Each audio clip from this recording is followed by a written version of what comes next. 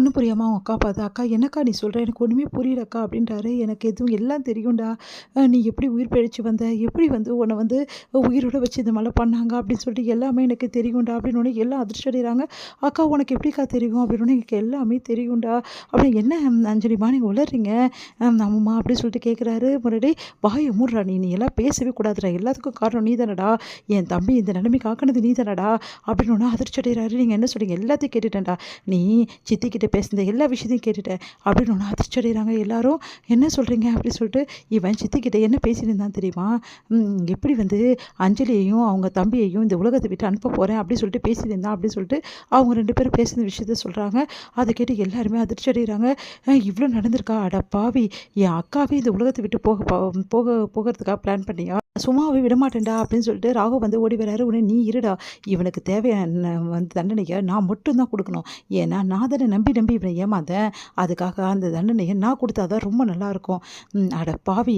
உன்னால் நிம்மதி இல்லாமல் எல்லாருமே இருந்திருக்காங்கடா. இதுக்கு காரணமாக நானே இருந்துட்டேன்டா. உன்னெல்லாம் சும்மாவே விடக்கூடாது. நீ எல்லாம் ஒரு மனுஷனா?" அப்படின்னு சொல்லிட்டு சட்டையை பிடிச்சி பலாப்பழம் அரைகிறாங்க.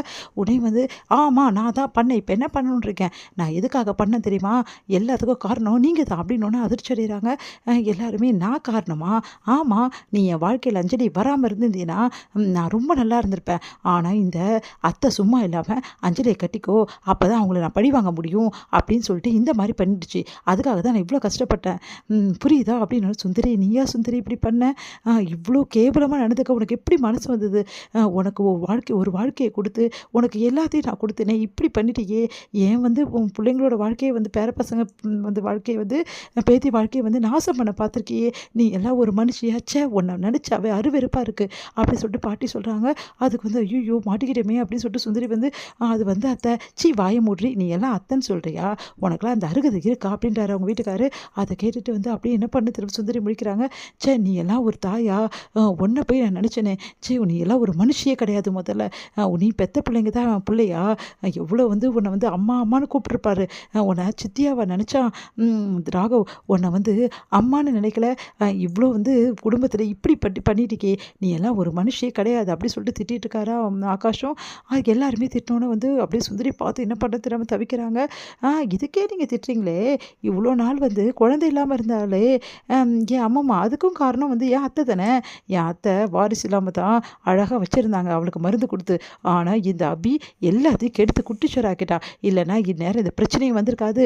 நான் இந்த குழந்தைய மேலே அனுப்ப பிளானும் பண்ணியிருக்க வேண்டிய அவசியம் கிடையாது. இதுக்கெல்லாம் காரணம் வந்து யாரை சொல்கிறது? எல்லாத்துக்கும் காரணம் இந்த அபி தான். அபி தான் இவ்வளவும் பண்ணா. ஏன் அபி இப்படிலாம் பண்ணீங்க? எதுக்காக இப்படிலாம் பண்ணீங்க? உங்களை நான் எப்படிலாம் விரும்பினேன்? நீங்களும் நானும் சேர்ந்துட்டு தான் இந்த பிரச்சனை வருமா? இவங்க எல்லாரும் என்ன கேள்வி கேட்பாங்களா?" அப்படின்னோடனே செம்மையாக டென்ஷன் ஆகி பலார்னு ஒன்று விடுறாங்க அபி. "யாரை பார்த்து என்ன சொன்னேன்? நீயும் நானும் சேரணுமா? அவ்வளோதான் உனக்கு சொல்லிட்டேன்." அப்படி, "என்ன ஆளாளுக்கு அடிக்கிறீங்க? ஓவராக பண்ணிகிட்ருக்கீங்க. நீங்கள் எல்லாம் செஞ்ச தப்பு உங்கள் கண்ணுக்கு தெரியலையா? நான் செஞ்ச தப்பு தான் தெரியுதா? நான் வந்து இந்த இந்த அஞ்சலியை விரும்பவே விரும்பலை. நான் விரும்பினதுனா அபியை தான். அபியை என்னை சேர விடாமல் எல்லோரும் பண்ணிட்டீங்கல்ல. இந்த ராகவும் என் வாழ்க்கையில் வராமல் இருந்தால் நான் அபி கூட எப்படியா சேர்ந்துருப்பேன். அதையும் இவன் கெடுத்தான்." அப்படி சொன்னோன்னே செம்ம டென்ஷன் ஆகிறாங்க அஞ்சலி. "ச்சீ, நீ எல்லாம் ஒரு மனுஷனா? மரியாதை வீட்டை விட்டு வெளியே போடா. நீ எல்லாம் என் கூட வாழறதுக்கு தகுதியே கிடையாது." "அம்மா, நீங்கள் எப்படி சொல்லலாம்? நான் கட்டின தாலி உங்கள் கழுத்தில் இருக்குது. தாலியா வேணுமா உனக்கு?" அப்படி சொல்லிட்டு கழட்டி வந்து மூஞ்சிலே எறிகிறாங்க. எல்லாருமே அதிர்ச்சி அடைகிறாங்க. "அஞ்சலி" அப்படின்னு சொல்லிட்டு எல்லாருமே அதை அடிச்சிடுறாங்க. "இப்போ முடிஞ்சதா உனக்கும் எனக்கும் உள்ள உறவு? இங்கே பாருடா, இவன் என் புருஷன் இனிமேட்டு கிடையாது. இவன் யாரோ நான் யாரோ. இப்போ இவனுக்கு என்ன வேணாலும் நீங்கள் பண்ணலாம். நான் தலையிடவே மாட்டேன்." அப்படின்னு முரளியால் தாங்கிக்க முடியல. அப்படியே அதிர்ச்சியாக பார்த்துட்டே இருக்காரு அஞ்சலி.